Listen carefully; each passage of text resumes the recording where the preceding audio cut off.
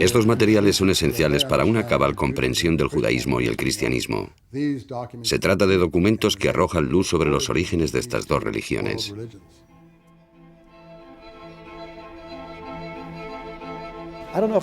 No cabe duda de que Qumran ilustra cómo era el judaísmo de Palestina en la época en la que nació el cristianismo.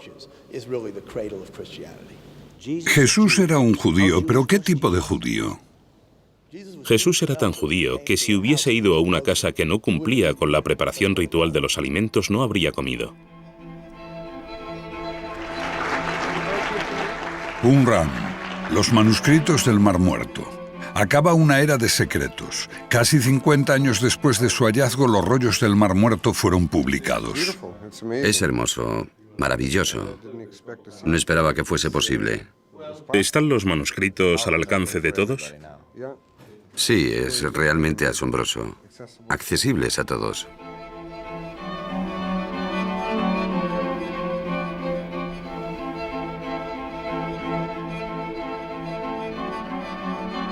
El clan Taamire de beduinos conocía el camino de memoria.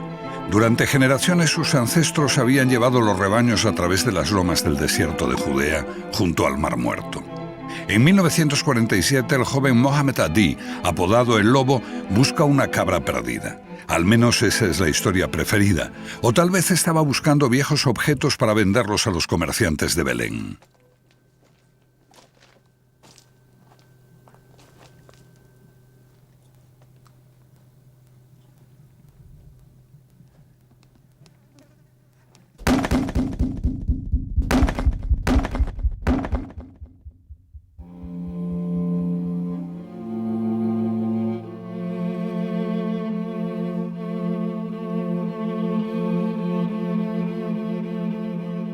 Un afortunado tiro de piedra produce un extraño sonido que reverbera en el interior de una gruta. Así fue como se descubrió la primera de las 11 cuevas en las que unos 2000 años antes, unas gentes aterrorizadas ocultaron sus textos más sagrados. Cientos de manuscritos de la Biblia, junto con comentarios y normas de su comunidad. El hallazgo más valioso y controvertido del siglo, un descubrimiento que arrojó una luz inesperada sobre la historia de la fe judía y cristiana.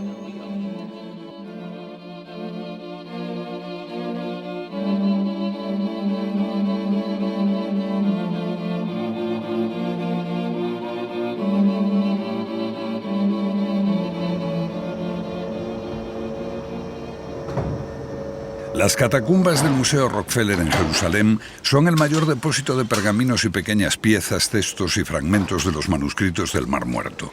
Durante años han sido el dominio de Joe Tzias, científico y conservador.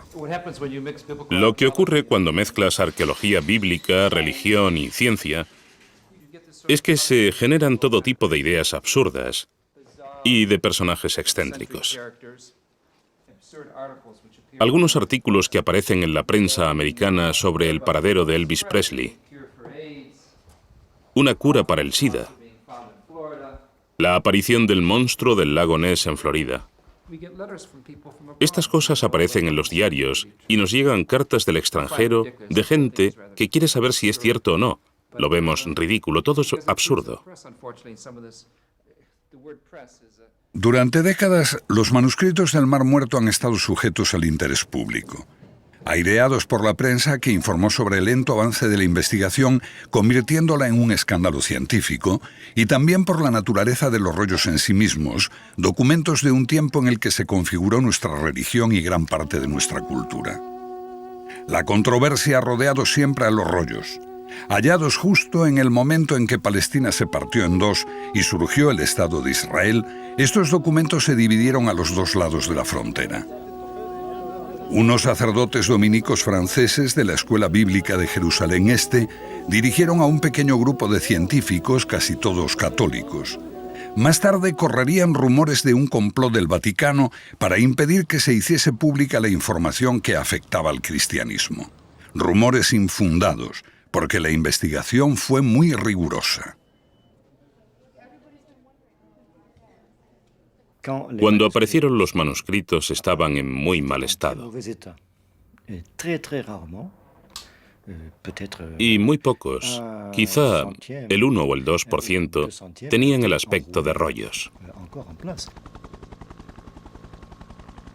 El antiguo asentamiento de Qumran, sede de la gente que escribió y ocultó los manuscritos. Se hallaron documentos en 11 cuevas del entorno y puede que haya más. Los tesoros más ricos se encontraron justo al otro lado, separados de Qumran por una grieta profunda y peligrosa. Los arqueólogos estaban excavando justo al otro lado del camino, fuera de Qumran. Iban para un fin de semana y al regreso encontraron a los beduinos que habían hallado esa gran colección de manuscritos. Justo ante sus narices. Ellos habían estado trabajando allí, pero no encontraron nada. Muchos pensaron que cuando estos lugares fueron destruidos, los romanos vieron que algunos sectarios huían e intentaban esconder algo en esta cueva. Los siguieron y descubrieron esta enorme colección de manuscritos. Entonces los despedazaron con sus espadas. Pero para mí la verdadera historia de la cueva está en estos agujeros. Aquí se apoyaban unas vigas de madera que se extendían por la cueva, y esta era en realidad la biblioteca de la secta, el vasto tesoro en el cual se encontraron unos 600 manuscritos sobre un total de unos 800. Aparentemente, estos textos estaban colocados en esos estantes de madera, sostenidos por las vigas. Cuando los arqueólogos entraron aquí, se hallaron restos de 1 metro de grosor. Todo se había venido abajo. Así estaba la mayor biblioteca judía de la antigüedad, en 80 o 100.000 pedazos que posteriormente fueron clasificados en unas 20.000 piezas pertenecientes a unos 800 manuscritos diferentes. Una tarea monumental que iba a llevar años. Pero cuando los años se convirtieron en décadas, la expectación mundial de los expertos se transformó en irritación y furia. Después de 40 años solo se publicó 1/3 del material. Los pocos especialistas que trabajaban en ellos impedían el acceso al resto. La única interpretación reconocida de los manuscritos era la suya. Para los otros, la investigación se convirtió en un escándalo científico. Siempre que haces una simple pregunta, es muy sorprendente. Haces una simple pregunta y cuanto más simple es, menos probabilidad tienes de obtener una respuesta. ¿Es así? Nadie sabe lo que hay en los documentos inéditos, excepto este encantador círculo, este pequeño club que lo ha acaparado todo. El monopolio de unos pocos estalló por otro escándalo. En una entrevista, el profesor e investigador John Strugnell, un ferviente católico, llamó al judaísmo una horrible religión que era originalmente racista. Strugnell fue destituido. Las autoridades israelíes abrieron el estudio de los manuscritos a la ciencia y se preparó una completa publicación en microfichas. En buena medida, esto vino forzado por el activismo de unos especialistas que rompieron el monopolio publicando ediciones piratas con fotografías de los manuscritos. Mientras tenías el monopolio, tenías la interpretación oficial. La interpretación oficial era la teoría oficial, la teoría Xenia. Ahora vayamos a la interpretación de los rollos. Actualmente todo está disponible y esto cambia toda la situación. Y creo que lo que vemos es totalmente nuevo, casi como una refundación de los estudios sobre los manuscritos del Mar Muerto. Ahora llegamos a la batalla de la interpretación de los rollos, el punto donde convergen todas las batallas.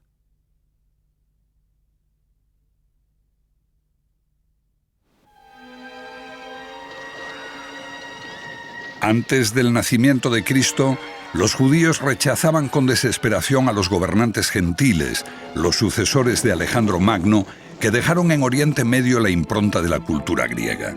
Algunos de esos gobernantes quisieron erradicar el judaísmo quemando las escrituras, erigiendo estatuas paganas en el templo para realizar ritos orgiásticos. Las mujeres que habían hecho circuncidar a sus hijos eran asesinadas con sus bebés.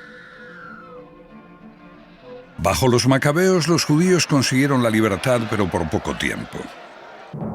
50 años antes de Cristo, el romano Pompeyo ocupa Palestina y vulnera la fe judía entrando en el Sancta Sanctorum del templo, reservado solo para Dios.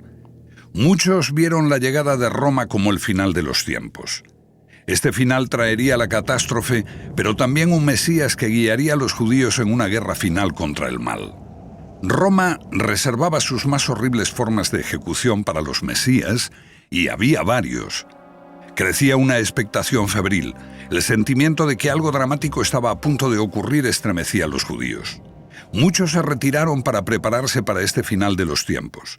Un historiador romano llamó esenios a esos que se iban al desierto cerca del Mar Muerto. Vivían en apacible reclusión, solo con las palmeras por compañía.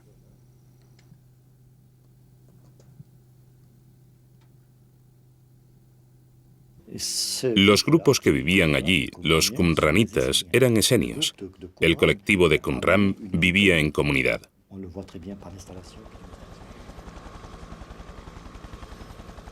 Los padres dominicos de la escuela bíblica veían Qumran como un lugar solitario en el desierto para apacibles monjes célibes dedicados a piadosos estudios que compartían sus pertenencias y eran guiados por un maestro. Algo parecido al actual monasterio que hay cerca de Qumran.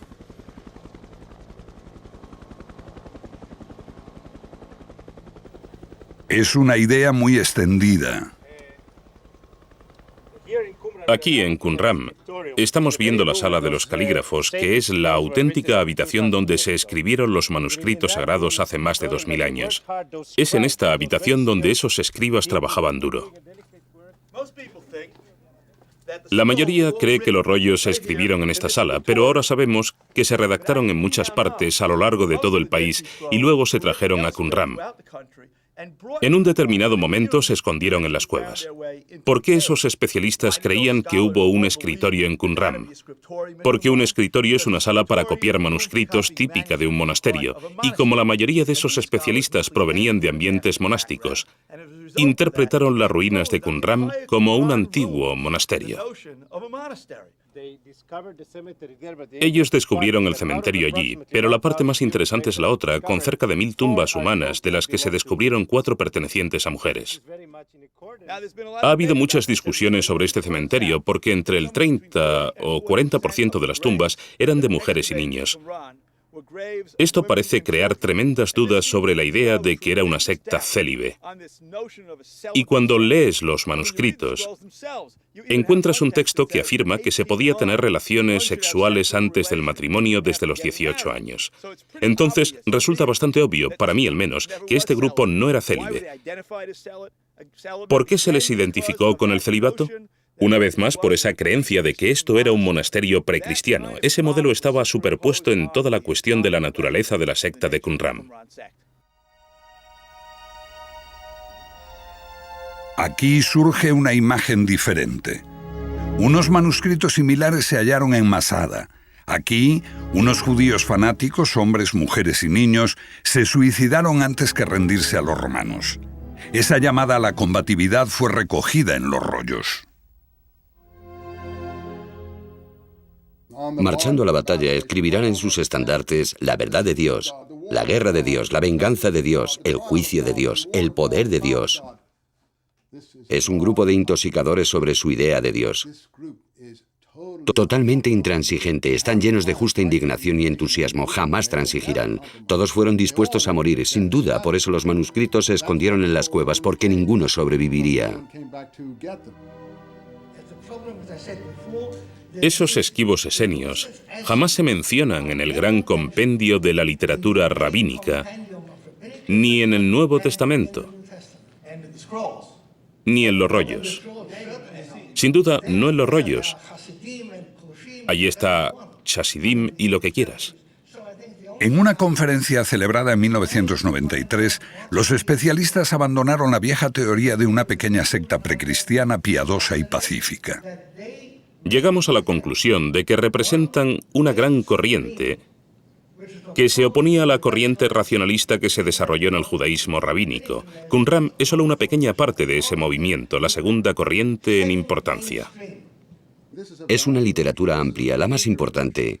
Unos 800 textos desconocidos antes. No es un movimiento menor y aislado. Es la literatura del movimiento de oposición en el período del Segundo Templo.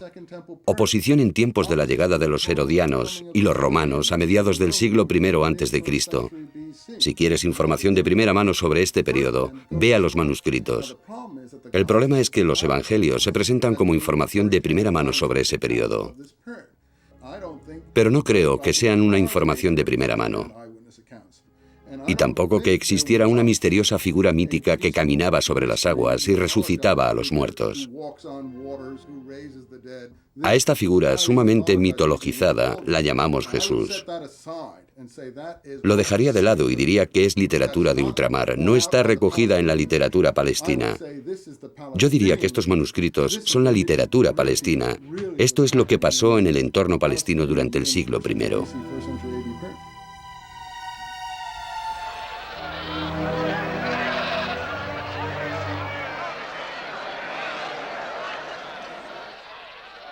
Palestina, un caldero hirviente de fariseos, saduceos, celotes, zadoquitas, ebionitas, de sectas enfrentadas, grupos, partidos. De hecho, un país dividido en dos, los que aceptaban el gobierno extranjero y prosperaban, y los que lo rechazaban, los que se acomodaban y colaboraban, y los que se oponían, querían volver a la pureza de la fe y oraban pidiendo un Mesías. En los manuscritos se conserva la voz de estos últimos. El Mesías, junto a los pobres, surgirá del polvo. Como una fuerza vengadora, destruirá a los ejércitos extranjeros y erradicará la iniquidad de la tierra. Saben que necesitan un arma secreta, y este arma secreta es el Mesías y sus huestes celestiales. Pero yo no creo que hubiese muchos buenos guerreros, no creo que estuviesen armados y preparados para pelear, ni siquiera que pensasen que debían hacerlo. Creían que si eran totalmente puros, los ángeles lucharían por ellos. Los manuscritos no ofrecen un relato coherente de esos tiempos. A menudo deben descifrarse e interpretarse con cuidado. No dan una clara idea. Incluso no mencionan a griegos o romanos por su nombre, solo como el enemigo y el mal. Acerca de cuándo se escribieron existe un debate, pero una gran mayoría de científicos afirman hoy que los rollos datan de un tiempo anterior a Jesús. Como resultado de la arqueología y el método del carbono 14, parece claro que los manuscritos de que disponemos son precristianos, y esto sin mencionar su composición. Algunos de los textos se redactaron ya en el siglo III a.C., entonces creo que hemos eliminado totalmente como ridícula cualquier idea de que son realmente documentos cristianos. Muy bien. Si se hubieran acabado de escribir en el año 50 a.C., ¿qué pasó con el centenar de años más emocionante de la historia de Palestina? Sabemos que tenían esos documentos en el año 50 después de Cristo porque los pusieron en las cuevas. ¿Dices que no eran creativos, que no tenían nada que decir, que permanecían sentados mientras los hechos más emocionantes y trágicos de la historia de los judíos y de los primeros cristianos pasaban ante sus ojos? ¿Y que se limitaban a recitar documentos tan viejos como Abraham Lincoln puede parecernos a nosotros hoy o Bismarck a los alemanes, y rogaban por esos antepasados ignorando lo que pasaba en su propia época? Yo lo dudo mucho. Pero Eisenman estaba casi solo en esto. Generalmente se creía que los manuscritos eran anteriores a Cristo basándose en la arqueología y en la datación por carbono 14. Aun cuando la investigación de la escuela bíblica esté también sujeta a críticas y la datación del carbono a veces sea cuestionada. Pero Eisenman cree que algunos de los rollos pueden ser posteriores, por lo que ve en los textos. Encontramos una alusión a los ejércitos extranjeros que invaden el país, y al describir esos ejércitos dicen, se sacrificaron a sus banderas y veneraron sus armas de guerra. Solo los ejércitos romanos, desde los tiempos de Jesús en adelante, se sacrificaron a sus banderas mientras sostenían el busto de sus emperadores deificados. Utilizando datos internos como este, Eisenman va contracorriente de la mayoría, algo que a veces parece gustarle. Se trata de un especialista judío que jamás ha estado fuera de aquí. Decía, Eisenman le da demasiada importancia a los manuscritos. Están tan apagados como el Mar Muerto. El Mar Muerto es gris pizarra, un color muerto, y así son los rollos. Él escribió esto en Commentary Magazine, una de las revistas más famosas de Estados Unidos. Yo le respondí diciendo, obviamente su escritor no ha estado jamás en el Mar Muerto en sus días más azules. Por eso tampoco puede entender el color de la literatura de Al-Qur'án. Eisenman ve que los temas comunes y paralelos entre los manuscritos y los orígenes del cristianismo son demasiado evidentes como para rechazarlos por completo. Al otro lado del Mar Muerto está Qumrán. Y detrás de nosotros está la fortaleza de Herodión, donde Juan el Bautista fue ejecutado.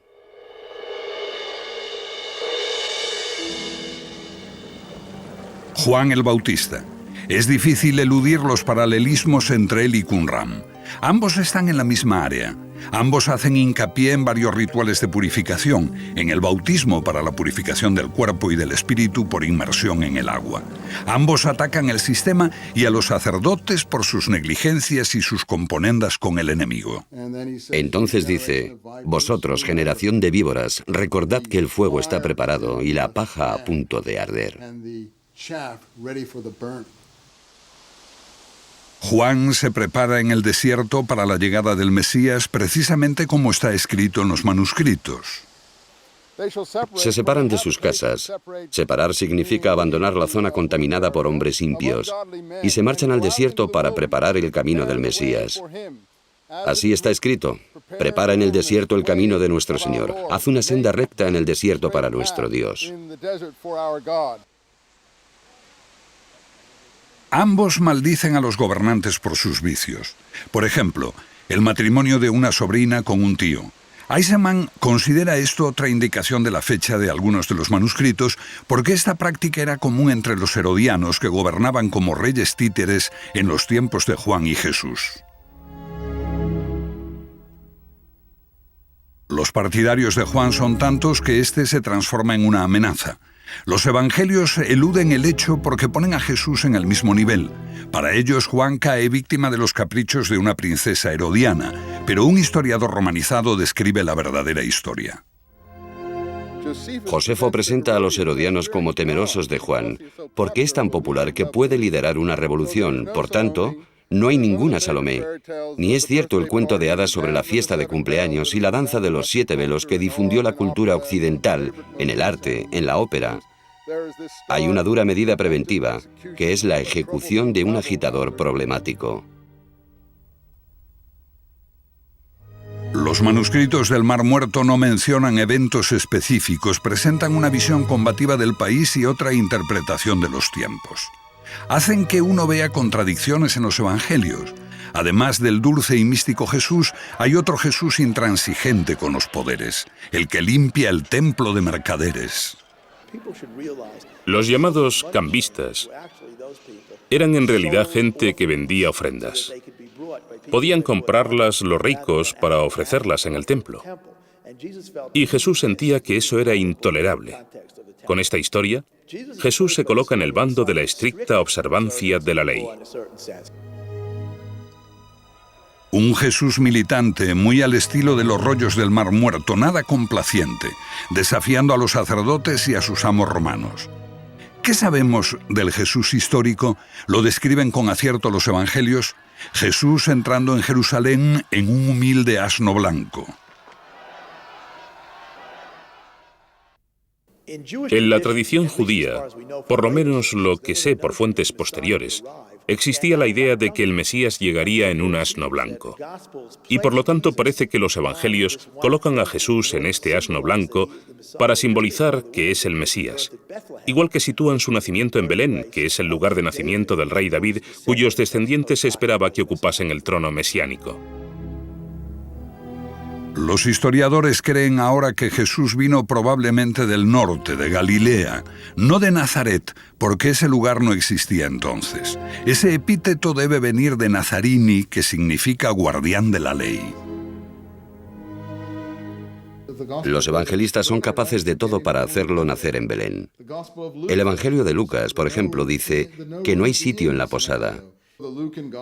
Este texto lleva a la familia hasta Belén, cuando están viviendo en Nazaret y no encuentran sitio en la posada. Así tenemos la imagen de Jesús favorita, que nació en un pesebre. Esto lo contradice el Evangelio según Mateo, porque en Mateo la familia de Jesús no vive en Nazaret, vive en Belén, y ese es el escenario de Herodes.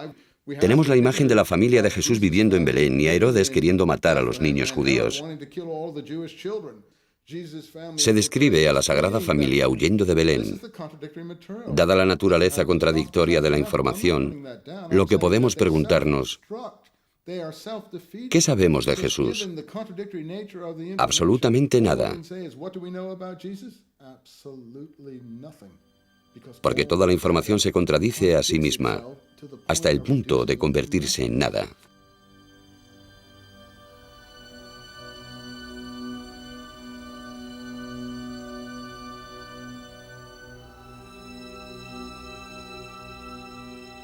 Los historiadores lo han sabido siempre, pero para los cristianos que tienen la creencia de que Jesús era el único hijo de María, que permaneció virgen, será una sorpresa saber que el verdadero Jesús tuvo varios hermanos y hermanas, y que después de su muerte sus seguidores fueron guiados por su hermano Santiago, también llamado el Justo. Eisenman cree que algunos de los manuscritos y esta iglesia primitiva de Santiago tienen mucho en común. Ambos se llaman a sí mismos los humildes, sumisos o pobres. Son los ebionitas. Entonces, los manuscritos están utilizando la misma palabra para referirse a la comunidad del maestro virtuoso, que ese cristianismo primitivo utiliza para referirse a la comunidad de Santiago. Tengamos cuidado. ¿Está diciendo que esos son los primeros cristianos, o no? No, los primeros cristianos que conocemos por lo que dicen las Escrituras, es decir, los primeros cristianos palestinos. Ahora tenemos que decidir qué se entendía por cristiano de Palestina en este periodo para contestar su pregunta. Y a esa otra discusión técnica que podemos tener. ¿Quiere decir que existe una diferencia entre los primeros cristianos de hecho y los primeros cristianos de fe? Por supuesto, hay una gran diferencia e incluso no sé si alguna vez se llamaron cristianos. Ninguno de ellos se habría considerado cristiano. La Biblia apenas habla de la iglesia primitiva, de Santiago y de otros miembros de la familia de Jesús. No se veían como una iglesia separada. Su única diferencia con los otros judíos está en la esperanza de que Jesús regresará como Mesías. Pero por otra parte eran judíos estrictos y piadosos, al estilo de los escritores de los manuscritos. Además, estos manuscritos no lo mencionan con claridad, pero es posible que algunos fuesen realmente de ese tiempo. Eisenman ve un fascinante paralelismo. De los manuscritos surgen tres personas. El líder, llamado el maestro virtuoso, que no fundó el movimiento, pero marcó el rumbo. El sacerdote malvado, un enemigo exterior, probablemente el sumo sacerdote de Jerusalén, a la cabeza del sistema. Y una tercera y fascinante figura que perteneció al movimiento pero fue expulsado, y se llamaba el embustero. Y a este embustero alguien le dijo que impartiese enseñanzas equívocas de la ley, para eliminar la frontera que los antepasados habían establecido, para llevar a la gente por el mal camino y negar la ley en medio de toda la comunidad. No podría ser una descripción mejor de lo que hace Pablo en la conferencia en Jerusalén, en el libro de los Hechos y en su carta a los apóstoles.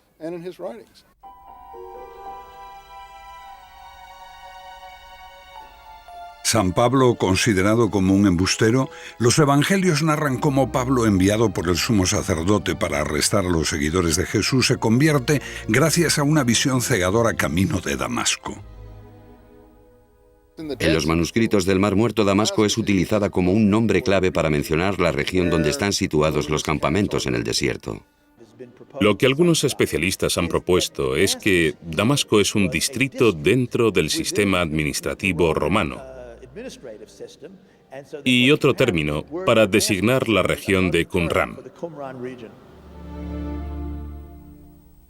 Se trató de una conversión, las creencias de Santiago, pero que después le crearon conflictos, aunque muchos estudiosos, incluido Larry Schiffman, rechazan categóricamente relacionar ambas cosas. Esta teoría se ajusta a la historia.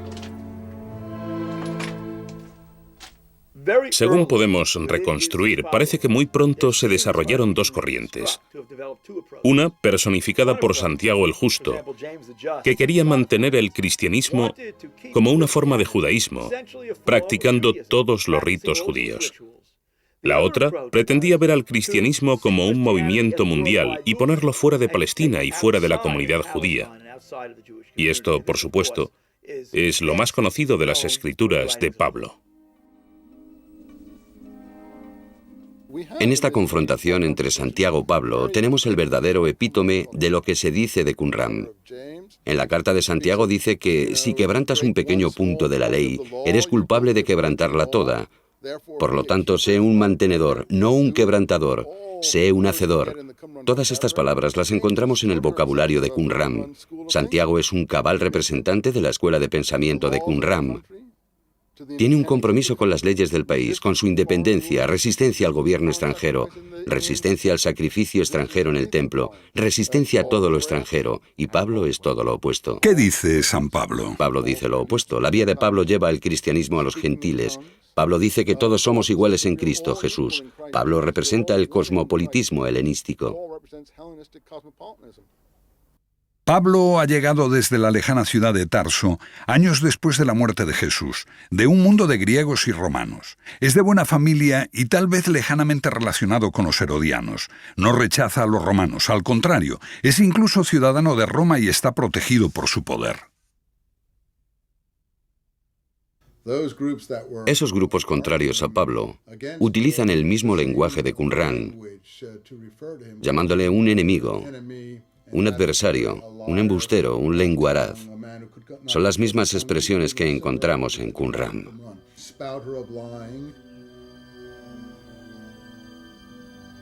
La disputa con los seguidores de Santiago resuena en las Escrituras. Cuando exhorta a abrir la fe a los gentiles en el templo, Pablo es rodeado por una multitud enfurecida de judíos que lo quieren matar. Los soldados romanos lo salvan. De la pluma de Pablo surge otro Mesías, respetuoso con el poder, que invita a poner la otra mejilla y a dar al César lo que es del César.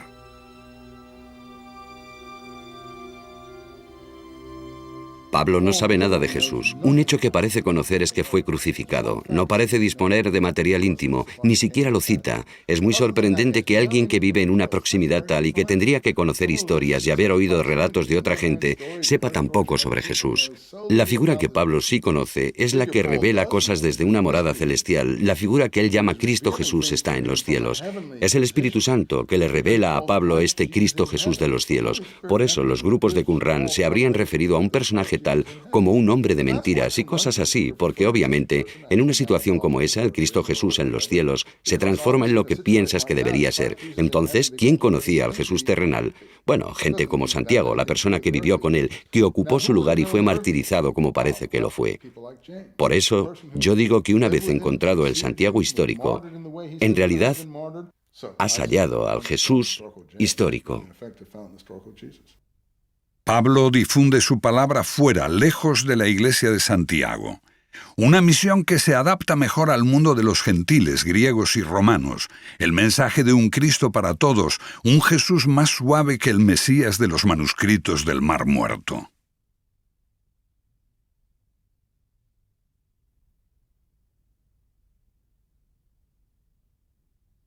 El vocabulario es el mismo, pero los conceptos se invierten. En lugar de agresividad encontramos pacifismo. En lugar de combatividad vemos reconciliación. En vez del mesianismo apocalíptico, tenemos un mesianismo espiritualizado. En vez de un Mesías guiando a las huestes celestiales en una guerra apocalíptica contra el mal de este mundo, vemos a un Mesías que hace milagros, a una figura sobrenatural. La respuesta es muy simple. El poder romano impuso un movimiento mesiánico no amenazador, no combativo y no agresivo que podría tolerar. Los manuscritos se rechazaron porque daban otra interpretación. La gente que conservaba estos manuscritos se negaban a ser parte de ese acuerdo. De hecho, eran muy contrarios y pagaron el precio final. Creo que una de las razones de que los manuscritos estuviesen en una cueva es porque nadie pudo regresar y recogerlos, lo que quiere decir que todos perecieron.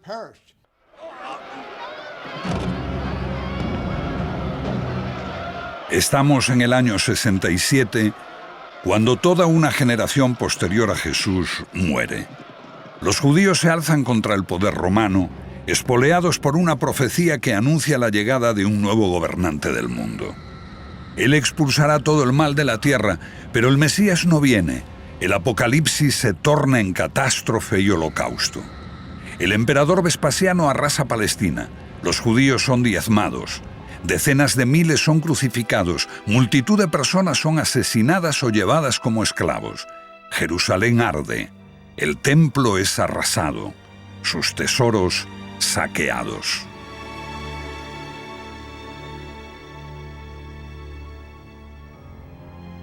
En este holocausto, los escritores de los manuscritos desaparecen y la iglesia de Santiago se evapora.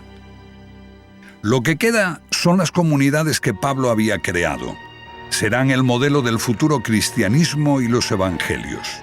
Sin el testimonio de ningún testigo ocular, escritos por apóstoles separados de la vida real de Jesús por una o más generaciones y por la grieta del holocausto. Los evangelios de Marcos y Lucas fueron escritos entre los años 70 y 90 después del alzamiento, el de Mateo entre el 80 al 100, y el de Juan más tarde incluso 3 o 4 generaciones después de Jesús.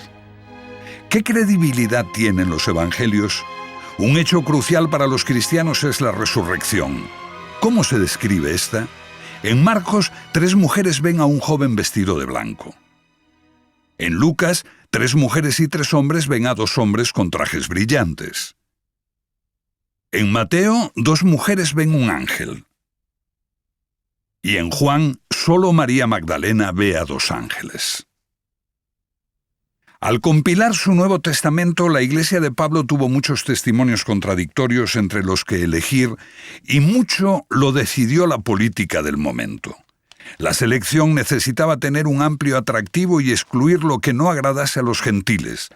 Necesitaría afirmar una ruptura con el judaísmo y desviar la atención de la iglesia original de Jerusalén y trasladar cualquier culpa de los romanos en la muerte de Jesús a los judíos.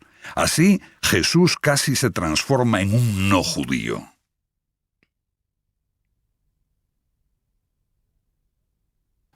La única forma de mesianismo que Roma estaba dispuesta a aceptar era la forma que ahora llamamos cristianismo, que fue, de hecho, adoptada en el Imperio Romano en la forma que conocemos 300 años después. La única forma de judaísmo que Roma estaba dispuesta a aceptar es la forma de judaísmo que conocemos ahora. Y esas son contradicciones para el judaísmo. Es decir, el judaísmo fariseo que se adueña del judaísmo rabínico. Entonces, las contradicciones para el judaísmo son tan extremas como lo son para el cristianismo, porque ambas tienen la misma visión farisíaca hacia el poder romano que he estado señalando, y que es la de la aceptación. La estrella de la profecía es utilizada por su fundador, un oscuro rabí. La mayor parte del mundo no ha oído jamás su nombre, Rabí Jochanan ben Zocha. Los judíos lo conocen, pero otros apenas lo conocen. Se dice en los materiales talmúdicos que salió de incógnito de Jerusalén en un ataúd en los tiempos de la guerra con Roma, entre el 67 al 70 después de Cristo. Él disparó un campo romano diciendo: el rabí Jochanan es amigo del emperador. Eso revela la orientación del partido fariseo. Estaban con los romanos. Entonces es llevado al campo romano y revela la profecía mesiánica a Vespasiano. Vespasiano es el futuro emperador romano y será quien destruya Jerusalén, el padre de una nueva familia imperial llamada Flavio. El líder, el general de los romanos. Sí, y le dice: eres el gobernante del mundo llamado desde Palestina para gobernar al mundo. Lo que ha hecho esta persona es aplicar la más preciada profecía de su pueblo al destructor de su pueblo, el destructor del templo y de su tierra natal. Nada podría ser más cínico ni más humillante. Pero, ¿qué hay en los manuscritos? En esos rollos tenemos la literatura de un pueblo que no se sometía. Podemos creer en la política del rabí Jochanan o en la de Jesús que sugiere poner la otra mejilla, o como dice Pablo, las autoridades romanas son aquellas que debes aceptar. Podemos creer que es una política pragmática y que era la más sabia para sobrevivir. Pero no puedes sino admirar a esa otra gente rebelde. Estemos o no de acuerdo con ellos, eran los mártires de la época. Los otros eran los acomodaticios. Y la razón de que no sobrevivieron es porque anhelaban la totalidad. La literatura que nos legaron y que ha salido a la luz son los manuscritos.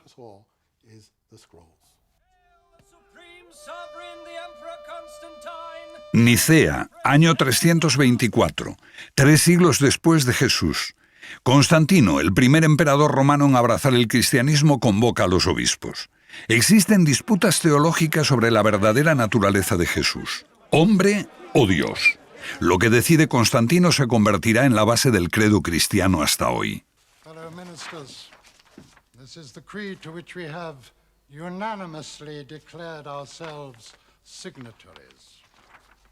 En la auténtica tradición romana, por voto mayoritario de los obispos y por decreto imperial, Jesús se transforma en un Dios.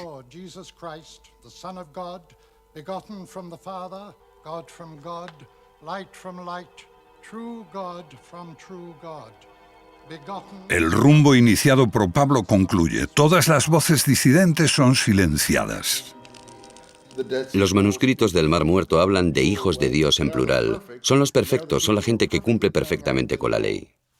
¿Cómo se hubiese sentido el Jesús histórico de haber sabido que sería llamado el divino Hijo de Dios y el único?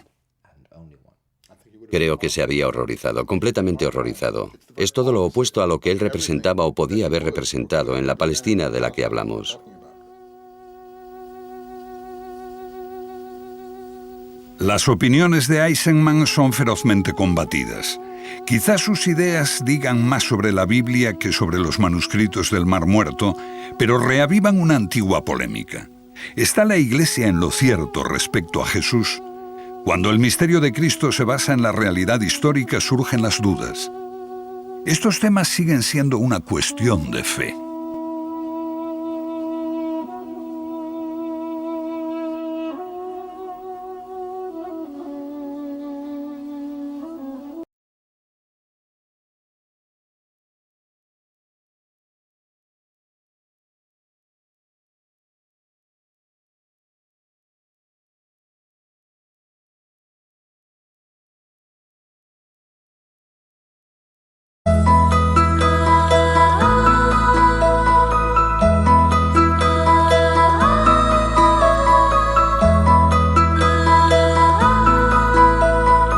Había una vez una hermosa reina que vivía en una tierra muy lejana.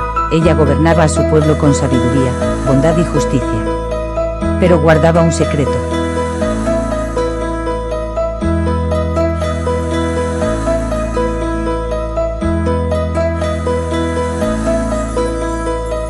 La cura de un mortal virus.